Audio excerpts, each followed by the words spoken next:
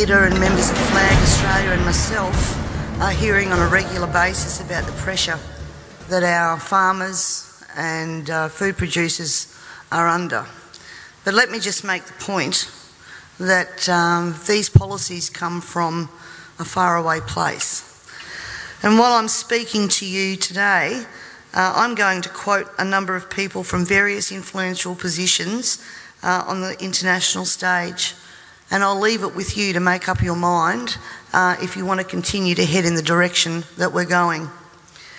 I first stumbled across Agenda 21 in about 2008, and quite frankly my first reaction was to dismiss what I was reading, because I didn't believe that any government in Australia would take us down this road.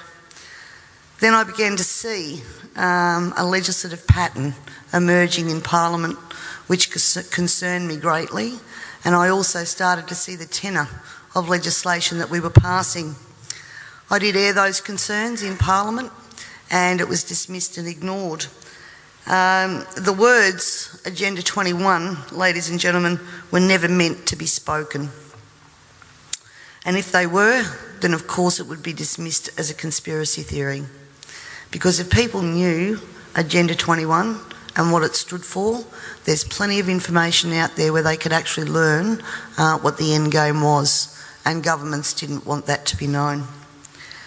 My dad always said to me that people only lie for two reasons. One reason is because you're ashamed of what you're doing, and the second reason is that you don't want people to be warned just before you screw them. And I honestly believe that these secrets have been, thank you, that these secrets have been kept for both of those reasons. Ladies and gentlemen, the origins of the environmental movement as we see it began back in 1968 when the Club of Rome was formed. The Club of Rome has been described as a crisis think tank which specialises in crisis creation. The main purpose of this think tank was to formulate a crisis that would unite the world and condition us to the idea of global solutions to local problems. In a document called The First Global Revolution, authored by Alexander King and Bertrand Schneider, on pages 104 and 105, it stated, "In searching for a new enemy to unite us, we came up with the idea that pollution, the threat of global warming, water shortages, famine and the like would fit the bill. All these dangers, of course, will be caused by human intervention that will require a global response." That's the origin of global warming, ladies and gentlemen. In 1975, Australia agreed to bring in a new economic order via the Lima Declaration on the Second Conference of the United Nations Industrial Development Organisation. The outcome of this was, as I said, the Lima Declaration, which was a blueprint for the redeployment of tools, jobs and manufacturing to the developing nations, leaving countries like Australia short of technology, a manufacturing base and jobs. Blind Freddie can now see what the outcome of that has been for our country, with their unworkable trade and tariffs agreements hand in hand with this that have followed as a matter of course. This is now a reality, with around 90% of our agriculture and manufacturing just gone. Australia signed the Lima Declaration and hundreds of others with the support of all major political players: Whitlam, Fraser, Hawke, Keating, Hewson, Howard, Rudd, the Democrats, the Greens and even the Nationals. It has been put to me that all of these treaties were the foundation for the rollout of Agenda 21, and it seems that Australia has been moved around the global chessboard, and our so-called leaders were either complicit or naive to the long-term consequences. And now we're almost at checkmate.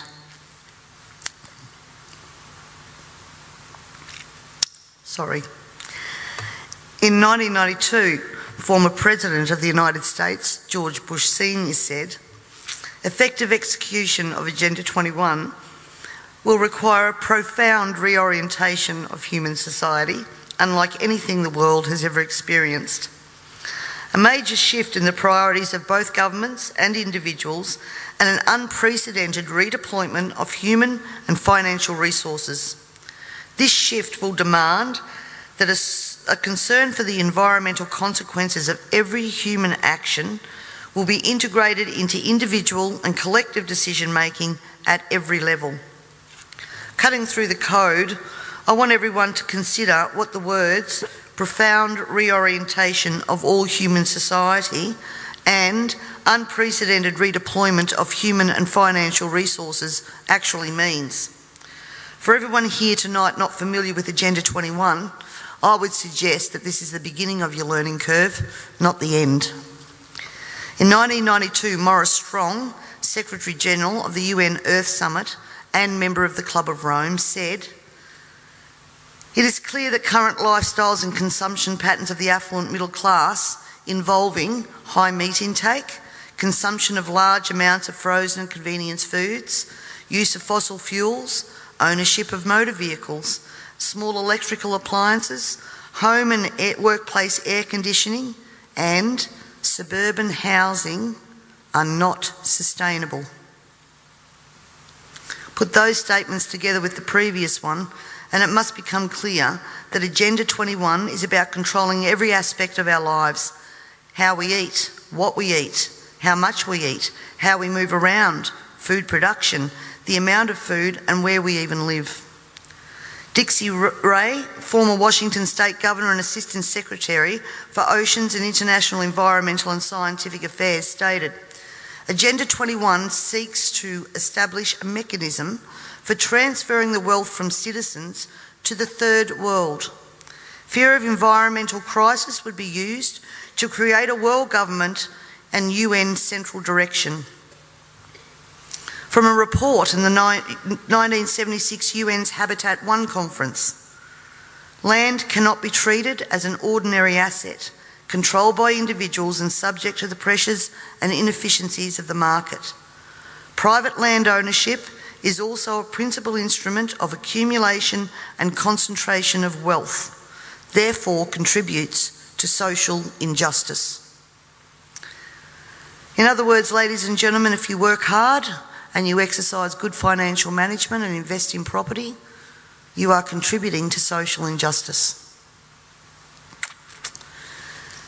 In a report from the President's Council on Sustainable Development, we need a new collaborative decision process that leads to better decisions, more rapid change, and more sensible use of human, natural and financial resources in achieving our goals.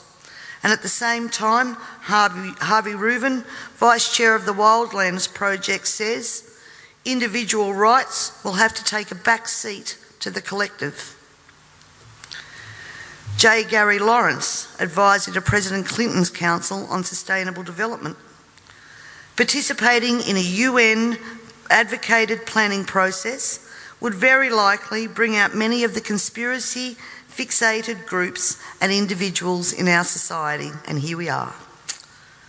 This segment of our society, who fear one world government and UN invasion, through which our individual freedoms will be stripped away, would actively work to defeat any elected official who joined the conspiracy by undertaking Agenda 21. So we will call our process something else. We will call it comprehensive planning or growth management or smart growth. We ended up with sustainable development. The redeployment of human and financial resources has now become visible to us all via the cut to services and programs to assist the sick, the young, the elderly, and of course the creation of another level of poverty now identified by the term the working poor. I was speaking to a person last week and he said to me, if Hitler was still around, he'd be sitting back thinking, I didn't need bullets for a global takeover. And he'd be right. We see daily cash grabbing via new taxes called levies, supposedly because we are cash strapped in this state, and at the same time see big project spending that does not fit with the message that we are in financial crisis. But we the people have to tighten our belt. while the government seems absolutely unaware and unconcerned of the amount of debt that it is accumulating. This in turn means that taxes, levies, fines and other penalties increase, as well as the cost of living rising exponentially, and the ordinary citizen's ability to exist well is compromised with almost every law that we pass. We're constantly paying for so-called services that we don't receive.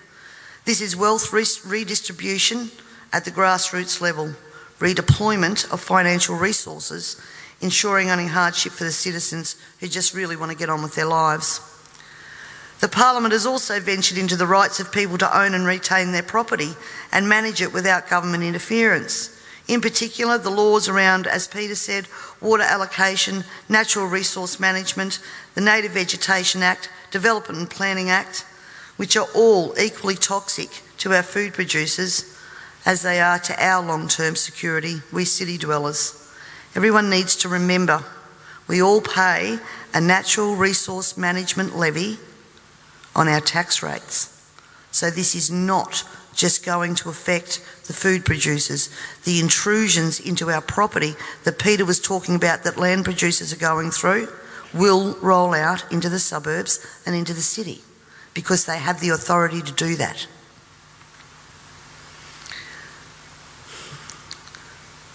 We all have already fiddled in Parliament with land titles of people in rural areas, and I'm talking about the Barossa and McLaren Vale legislation that passed.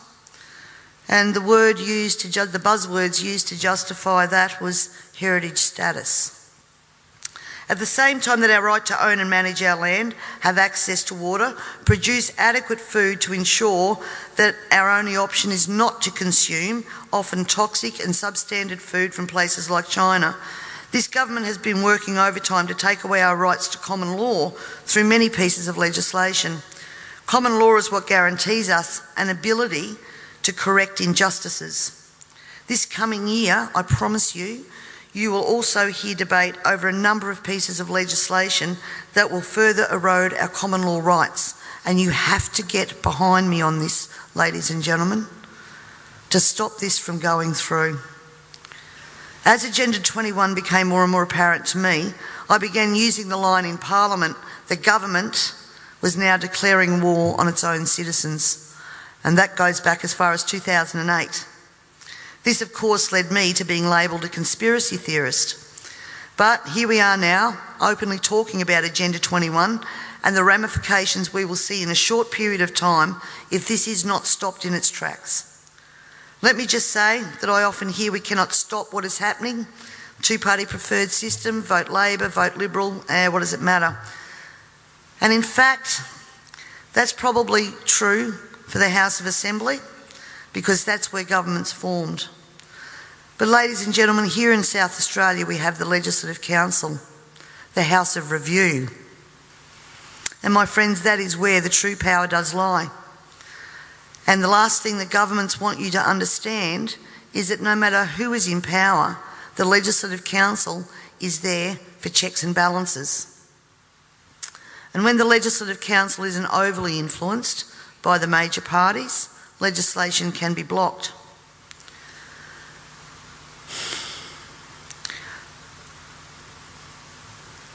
Remember, on most of these policies that I've spoken about here today, there has been bipartisan support for everything that has gone through.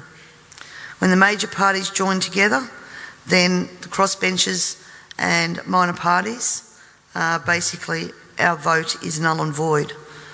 The way to avoid that is to make sure that when the major parties do join together, they don't have the numbers. For way too long now, we the people have been asleep at the wheel, and it is time to wake up and participate in the democratic process. And to do that, you need to understand the parliamentary and political system that you are trying to rein in. In 1972, the Club of Rome published the alarmist Limits to Growth document, warning of worldwide overpopulation, the need for sustainable development. This was the beginning of the slow process of social engineering and programming people to accept that the planet is struggling to sustain life. On the 8th of October 1973, the New York Times reported a quote from Ted Turner, also Club of Rome. The social experiment in China under Chairman Mao's leadership is one of the most important and successful in human history. In 1987, Mikhail Gorbachev, also a member of Club of Rome, said, "We are moving toward a new world order, the world of communism, and we shall never turn off that road." He also quoted in 1996 Monetary and Economic Review on page 5, "The environmental crisis will be the international disaster that will unlock the new world order, one world government." In 1992 came the Earth Summit, which produced the document called the Earth Charter. This document was co-written by Maurice Strong, long-time globalist, elitist, member of Club of Rome, and Mikhail Gorbachev. Both Strong and Gorbachev stated that it was hoped that this document would be adopted as the new 10 Commandments, with environmentalism as the new one world religion. Out of this summit came Agenda 21. Ted Turner, who was also a member of the Club of Rome, was quoted as saying in 1996, "The total population of 250 to 300 million people is ideal. That means a reduction of 95% from present levels would be even more ideal." Anyone who abhors the China one-child policy is simply a dum-dum. In 1998, the Baltimore Sun reported on July the 7th, most of Ted Turner's first donation to the UN of $22 million went to programs that seek to stall population. Another goal of the depopulation process is that the upcoming generation will submit to sterilisation to save Mother Earth. Ladies and gentlemen, everything I've said here tonight can be verified by document searches, and it is now time for us all to take off our blinkers and encourage our neighbours to take off their blinkers. And it's also time for you to demand that every person you elect fully understands this policy that is being rolled out via local, state and federal government at a concerning rate. We're not talking about decades, we're talking about only years before this is fully implemented. And every day another law is passed, is introduced to produce the end game of Agenda 21 being fully implemented. So the question that Lord Monckton asks, carbon tax, climate change and Agenda 21, can democracy survive all three, needs to be answered and answered now. And you need to find out from your elected members what they know of Agenda 21, and if they don't know it, educate them. And if they don't know it, then push them to understand what they are voting on in Parliament, because this is crossroads. I thank you all very much for your time and for your attention, and I would now like to take the opportunity to introduce Lord Christopher Monckton. Thank you.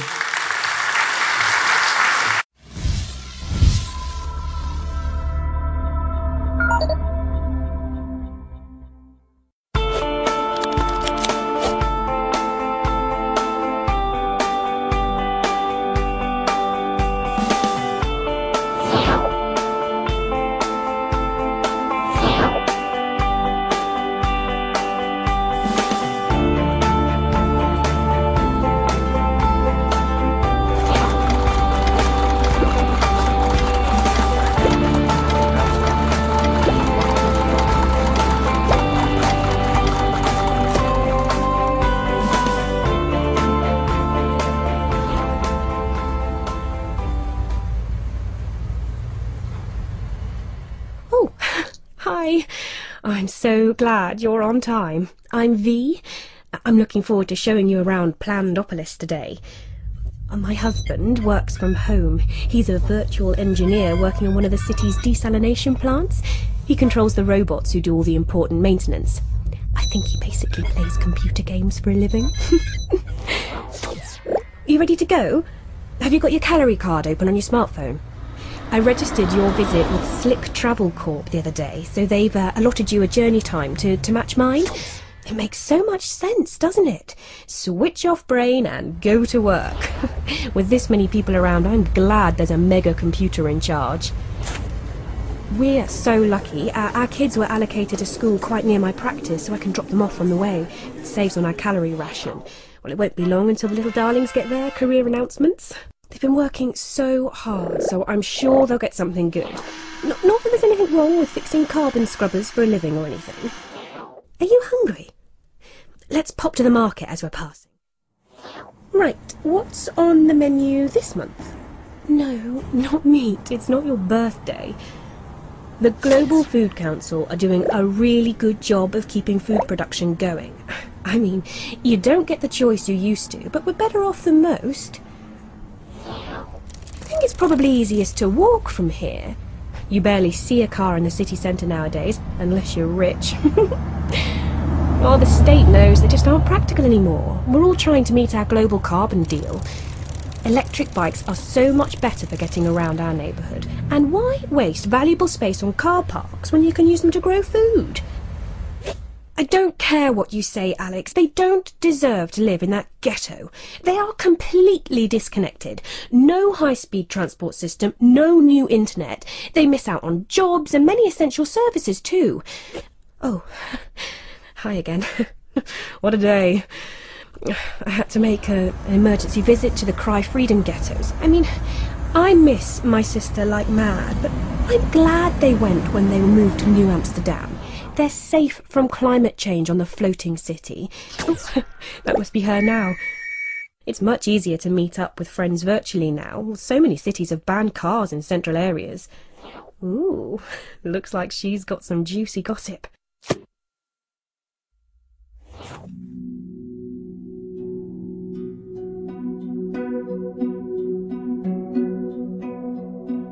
You barely see a car in the city centre nowadays, unless you're rich.